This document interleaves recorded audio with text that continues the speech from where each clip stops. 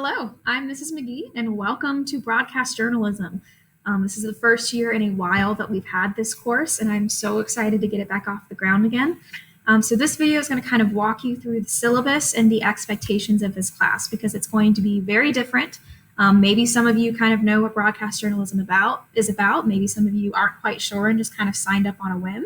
But either way, we are going to be a great staff this year and really work through and make the best product that we can. So first thing I'm showing you, this is my teacher webpage. So if you don't know how to get here, if you come to the Aiken High School website, you would go to Academics, Teachers, and then find my name. I am Karina McGee right there. And once you click on that, you're going to be coming to my homepage. Now I have a little virtual Bitmoji classroom because I'm basic and I had to make one because it was cute. But each of the items on this Bitmoji virtual classroom actually links to a resource. So if you scroll down, there's my intro, the library, and I became a journalist poster. Each of the items in my virtual classroom is linked. So that way, if you need anything, you can check in and go, oh, I really want to look at what books I can check out. You would scroll down and click on the library. And I've kind of told you what those things link to in the description. So if you are looking for the syllabus, there's a couple of things you can do. First, if you scroll down to Schoology and you open it up, I've already got it opened up and logged in. And my dashboard is going to look a little bit different from yours because I'm a teacher. So I have all of my classes kind of from the virtual mode for me. But your syllabus is housed in references, and I put that in the description. So you can download it here. But if you don't feel like signing into Schoology, you just want to kind of access it, you can also go back to my teacher website and come over here to the left. So for example, you guys are broadcast journalism. So if you click on broadcast journalism, I have announcements over here to the left. You'll see different information over here on the right for our calendar. And the very first thing linked is our syllabus. So I'm going to close out of some of these tabs here. So here we have the syllabus. I am in room C255, but we also have a library production room. It'll be a little bit different with when we can access that, just depending on who all's in the library and everything with the way this year is starting out. But I'm hoping to get us in there by week 2. And then I do have office hours on Fridays from 10 a.m. to 11 a.m. for broadcast journalism. So that way, if you have a specific question or you need help or you want to check in, I am definitely available specifically online at those times. But you can message me or email me anytime. Okay? Now for this course, what is broadcast journalism? Basically, we are going to be looking at the history of broadcast journalism and what it means to be a broadcast journalist. So congratulations, you are all journalists now. Hooray. But basically with this course, we are moving towards creating a weekly video news production. So every week, at the end of the week, a video will go out to the student body that they can view. Most likely, I'm going to see if we can view it during ILT. But that will be something that you entirely plan and record and edit and create. That's all going to be you. My plan is to really kind of teach you the skills that you need and then step back, and then it's entirely run by you. We do have kind of a general course outline. And if you'll notice for quarter 1, it's basically the rundown of the basics. So we're going to start with the ethics of journalism. What does it mean to report the news ethically? What is a reporter supposed to do? What are they not supposed to do? And kind of the limitations of free speech. So that's what we're going to be looking at for these first couple of days. But we're also going to look at influential journalists of history, technical vocab, how do you use the equipment? How do you interview? How do you write scripts? All of those types of things. So we're going to get that basis first. Now, as we move forward and as it is student-led, we are going to have media assignments. So basically, at a certain point, I'm going to say, okay, you are news anchor for this week. And then it is going to be your job to read out the connecting pieces, the bridges, and kind of run the production in between so that there's some line connecting all of the news packages that the rest of the staff has created. So there's a bunch of different assignments, and those will rotate. You're not going to be stuck with the same thing all year, but you will apply for those. So just because you want to be an anchor doesn't mean you're automatically going to be an anchor. You have to say what you're going to do, why you want it, and you have to really apply for it. So there's a bunch of different options. We are going to have an editor-in-chief, a web editor, and section editors. So basically, that's going to be the one top person that says, okay, I am running and making sure everything goes smoothly. You're still going to have your own assignments, but that's going to be something where you have your own oversight to delegate tasks and make sure everything is running smoothly. My lights turned off and we're just going to keep on going because y'all can still see me. We are going to have news anchors. So like I said, you write the script and connect all of the different news packages. And we will have primary equipment operators that are kind of tag teamed with the anchors, because anchors can't record themselves and they need that videographer with them. The rest of you, and kind of the most typical assignment you'll have, is going to be in a production team. So it's going to be groups of either 2 or 3 students where you can either delegate with amongst yourselves, or you can say, okay, this week I'll do the videoing if you want to write the script, and then this other person will read it, or I'll go get this one interview. Can you get this other interview? And we'll both work together on the script. That will be a collaborative team for you guys to figure out how you're going to create that news package. We also are going to have a website. So you guys will be running the website and creating it. I have not created a thing yet. I am not touching it. That's y'all. So website technicians will focus on creating and uploading the news packages, as well as posting transcripts. So that way, if someone can't watch a video or they have auditory difficulties, they can still read the script that the news packages have. And there should also be the running of our social media accounts and creating one website exclusive a week. So you guys are still going to be creating news packages. It'll just be a little bit less intensive as the typical news package, just because you have all of those other responsibilities as well. And lastly, I would love to play around with having a podcast for the school. This could be anything from taking the audio from news packages and posting them as their own podcast episode. It can be specific interviews and personnel kind of highlights with teachers and students at the school. It can be outreach within the community. That can be whatever we want it to be. But I definitely want to have some type of podcast, because podcasting is broadcast journalism as well. And that's a huge thing right now. Now, your grade. This is an important part. You want to make sure you get this. There are 3 sections, but they're going to be a little bit different from what you're used to seeing, because our class is a little bit different than the other classes you'll experience. So 20% of your grade is going to be what I call professionalism. So this is where every week you are going to receive a weekly professionalism grade, and it starts at 100. So it's not like you're going to start at 0 and you have to earn your points. You're automatically going to have 100 each week. But if you're tardy, you lose 10 points. If I look up and you're super off task for an extended period of time, you lose 10 points. And if you are blatantly disrespectful, careless, or immature, it's going to be a loss of 15 points. And the reason that is higher, and the reason I've put that in there, is once we get to a point where we are working with our technology, we have very expensive cameras and very expensive equipment downstairs. And if I look over and you are goofing off and messing around and you are not taking the care needed to be around that equipment, you have to have a stronger consequence, because we cannot replace those cameras and we cannot replace that equipment. So I really need to make sure, like, we can have fun in here. I don't want you to think that this has to be some very strict section, but if you are generally being so careless that I am concerned and you are at risk of either harming yourself, harming each other, or harming our equipment, you're going to be losing points. Okay? I'm not going to let you lose more than 40 points a day. If you have a really bad day and you are just struggling and it's just knock after knock, you are not going to fail the whole week just because of one day. Now, that's going to mean you're going to have to be better the rest of the week to make sure you don't get a pretty bad grade on that week, professionalism. But I understand we all have days and we all struggle sometimes. And so I'm not going to literally take 100 points off your grade just for one day. All right. Also, last thing in this section, I am not going to be taking off if you're absent. So it's not going to take points off, but that also means you're not going to have that time in person to work on your assignments.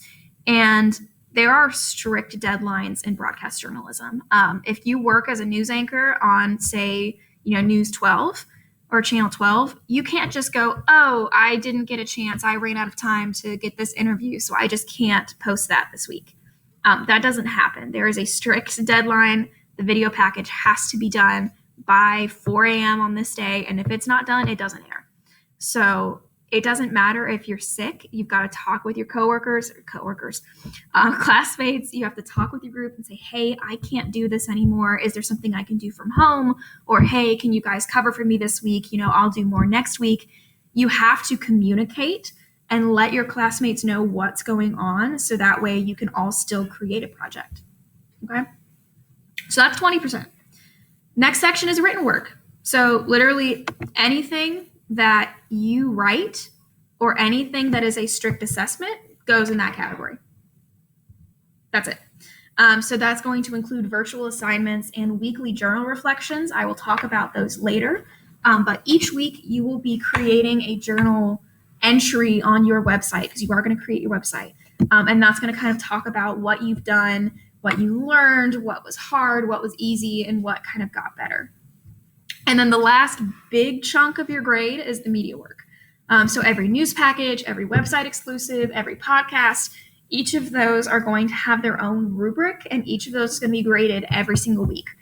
If you're an editor-in-chief, once we hit Q3, a lot of that is going to be the main editing of the package together, just because that's your main job. But in general, every week you are going to have a major grade. So you really have to take this class seriously with those productions. Okay, I understand things happen, but that's why you're put in groups. So really, most likely, all three of you guys in a group aren't going to have the exact same family emergency, or you aren't all going to have the exact same technical struggle. So as long as you can communicate with each other, you should be able to work something out. Obviously, I am not heartless. If there is something that truly just absolutely decimates a group and you really need help, please let me know. Don't be afraid to talk to me. But there will be strict deadlines, and they will be expected to be met. All right. And then that kind of means work ahead and troubleshoot early. Don't try and upload a video the minute before it's due and then text me, oh my gosh, it can't come up because it's not working. Please just try and get it up as soon as you can. That way, if there is a weird technical issue, you have time to fix it. And if not, I have time to look into it to help you out. And then your lowest grade in this quarter is going to be dropped. So if you have a really rough package and you were just really struggling one week, your lowest grade is dropped. Okay, that way it won't hurt you too much.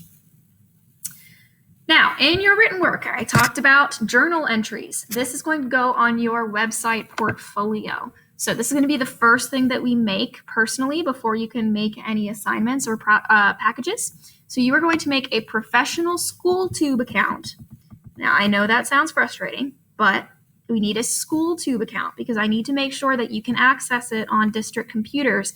And I don't have the time to go through and individually try and whitelist every single one of your YouTube accounts, especially if you accidentally pull certain things into your YouTube account that you shouldn't, or you make a YouTube account that doesn't have the most fantastic name.